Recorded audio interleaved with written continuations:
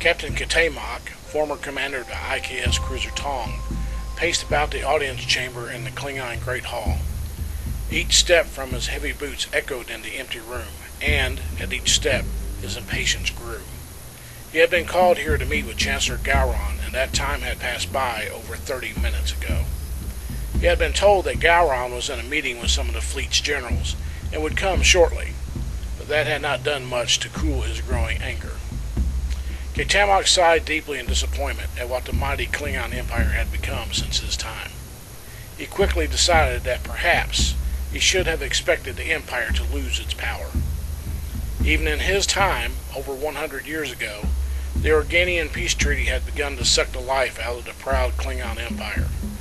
More and more they had to act like Romulans to make new conquests. Decades later, when he was last on Kronos, there had been a female chancellor, Azadbor. The Klingon growled slightly at the thought. As the humans would have said, that was the final nail in the coffin. Oh, females were fine to keep house, produce children, and some even made decent warriors. But to be put in charge of the Empire? He and others had predicted results of such an unthinkable circumstance, and the present only verified their concerns. Oh, some technological advances had been made, but the present-day Empire was full of politicians instead of proud warriors.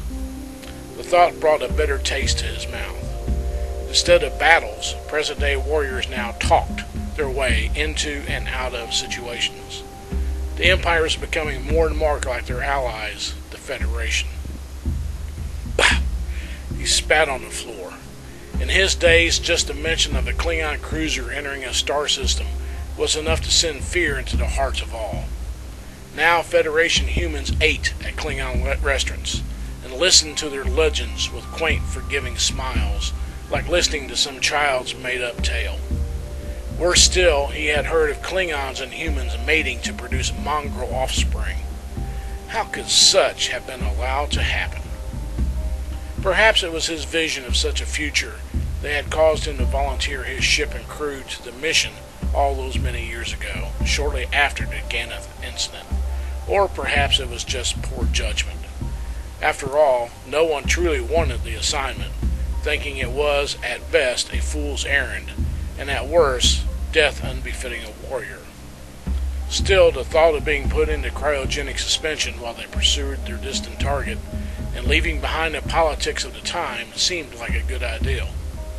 He and his crew had hoped that upon their return, if they returned, that the Empire would have wised up, disposed of Azadbor, and taken its rightful place as ruling the galaxy.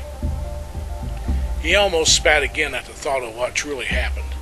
The least that could have happened was the destruction of the Romulan Empire.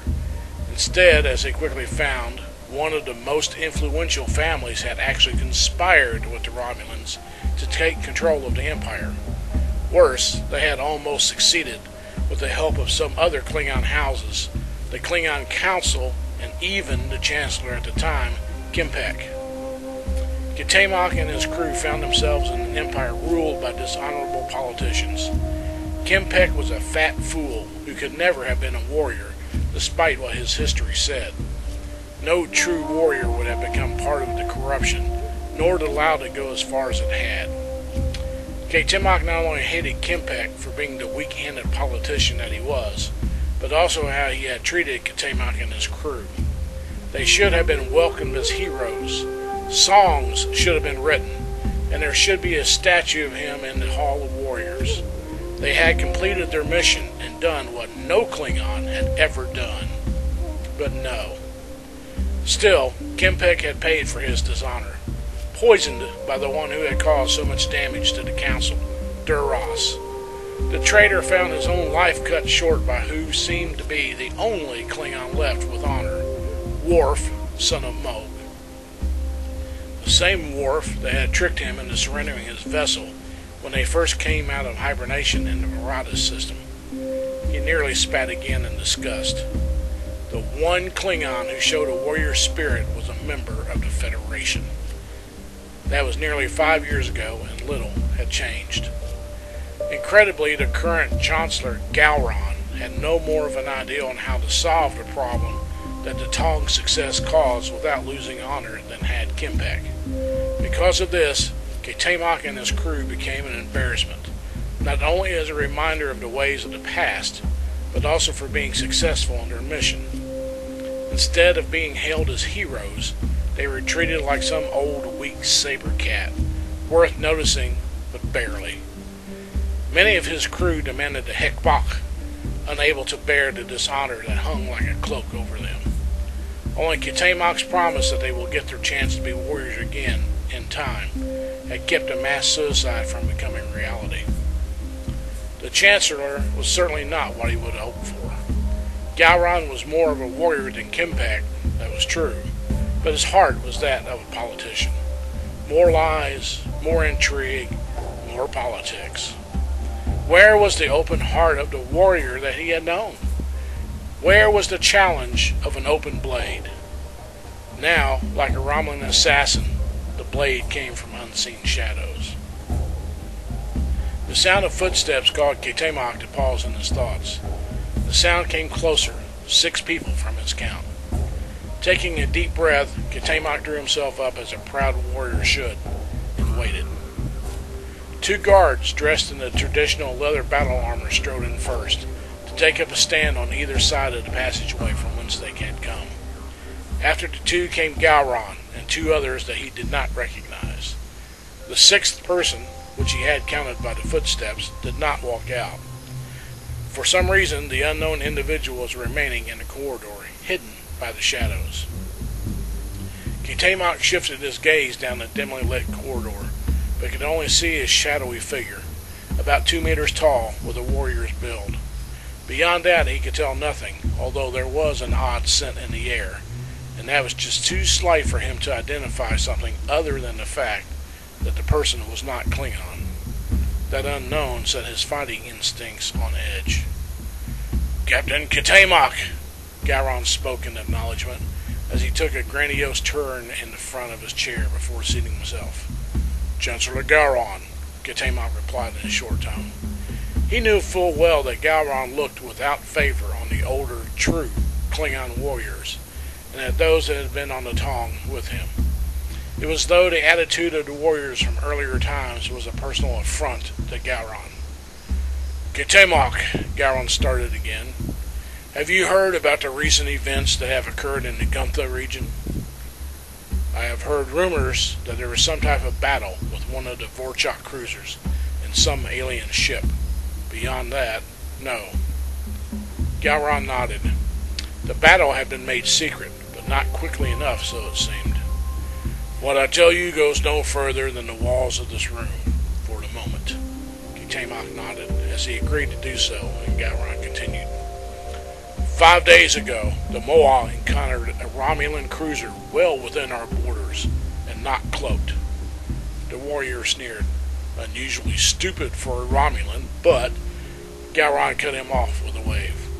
"True, but this ship was of a design not used for over 150 years.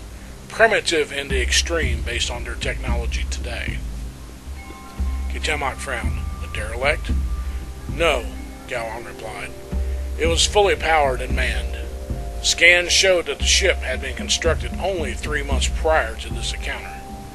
According to the captain of our cruiser, the Romulan ship had appeared out of a white cloud-like disturbance, emitting temporal energies.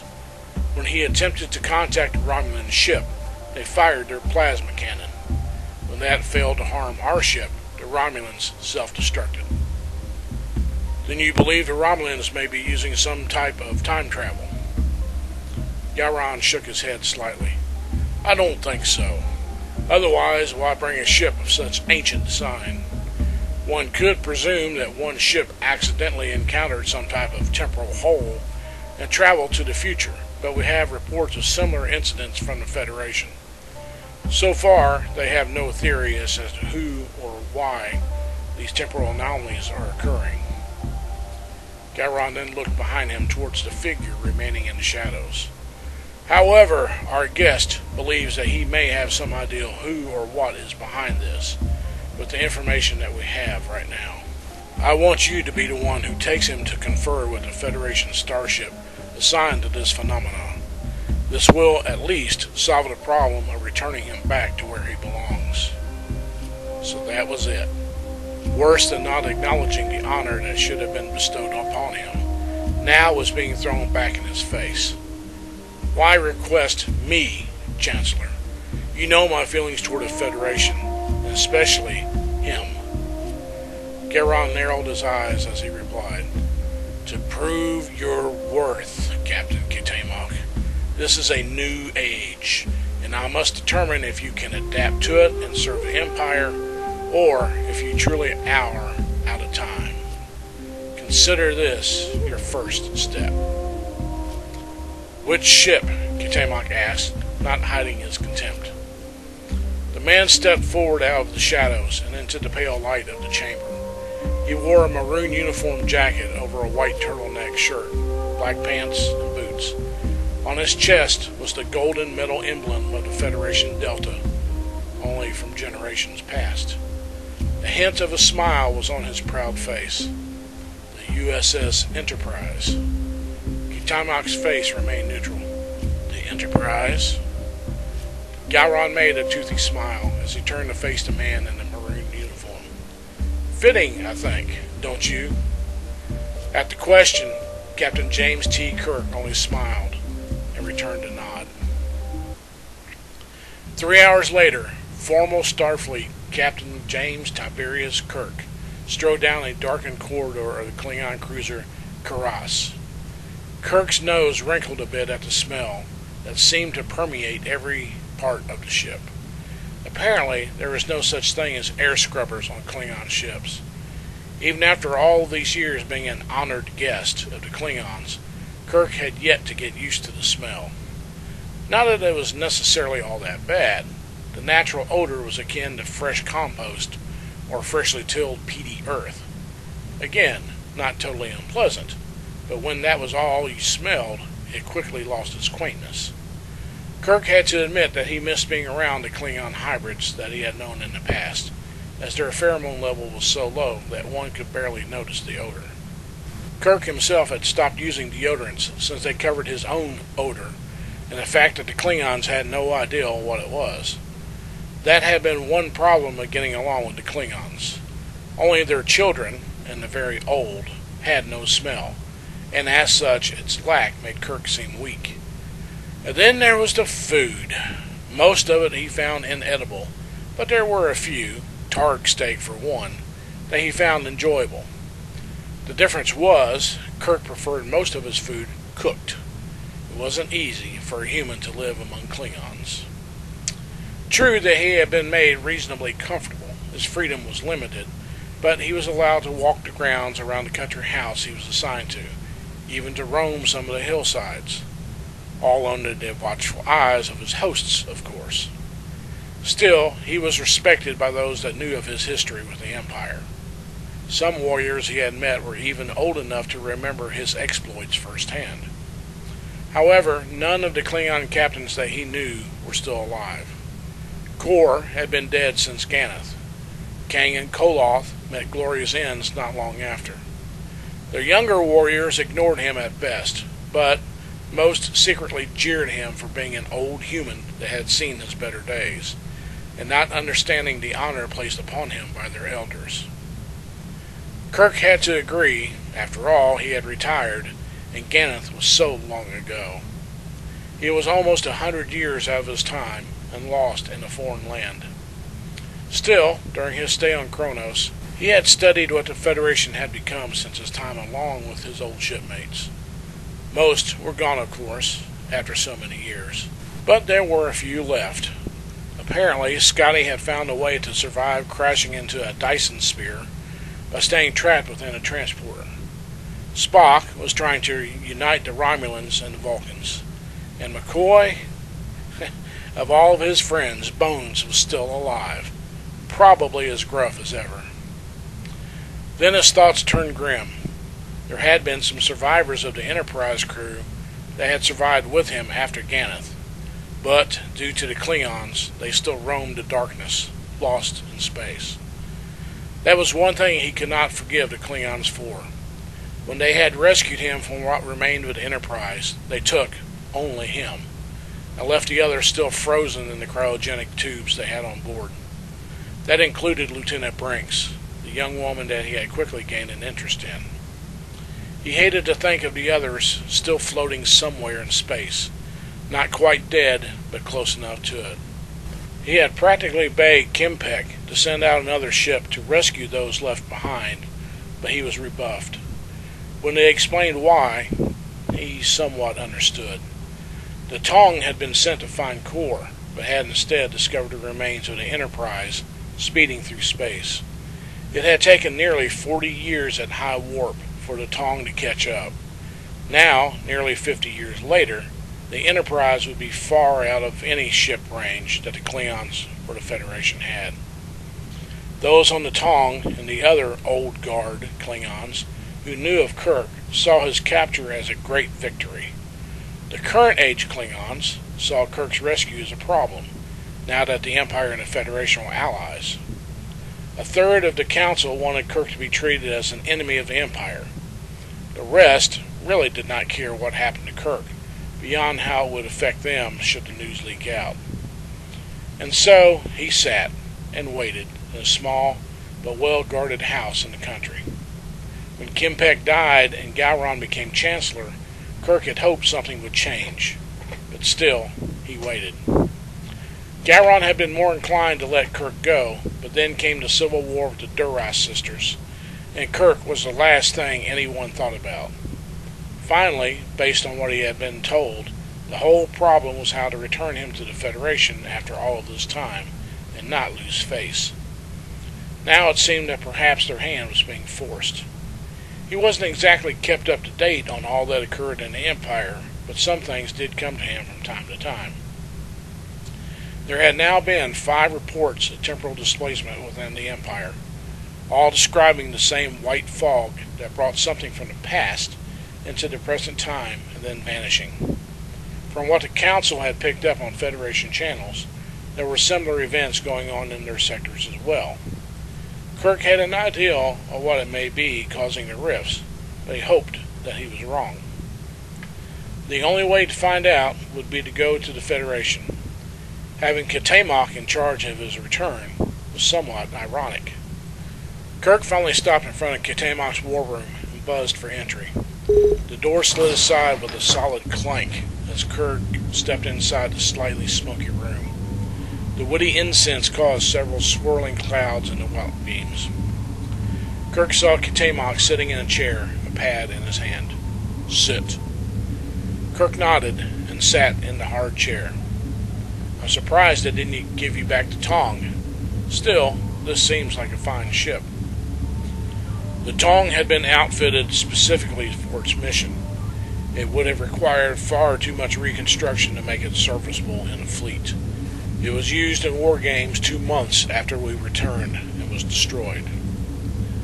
"I'm sorry," Kirk replied as he remembered all too clearly the loss of his own ship, twice. "Sorry?"